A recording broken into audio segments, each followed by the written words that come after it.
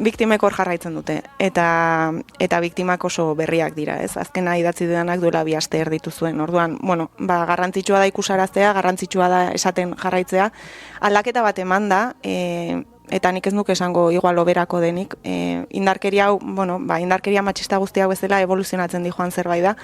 Eta orain askotan presio psikologiko gehiago dago, agian ez da hainbeste interbentzio agresibo edo baimenik gabekoak, baina azkenean datuak hor daude, ez? Estatuko inkestarik handienean galdetu zitzaien emakumeei, denak erditu ziren aurreko urteetan, 28,3%ak aitortzen zuen konstiente zela indarkeria honen biktima izana. Aurreko astean agertu zen Frantziako azkeneko ikerketa eta 25% esaten du biktima izan zela.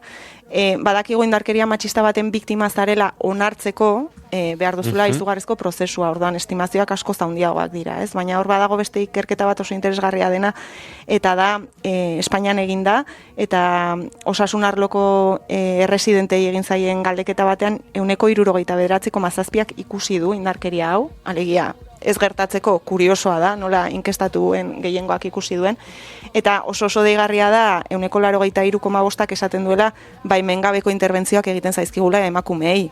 Niretzat pentsa ezina da, Inigo edo Julen joaten zaretenean medikura, zuei basektomia bat egitea baimenik gabe, edo takto rektal bat egitea inolako azalpenik gabe, ez? Guri hori egiten zaigu etengabe.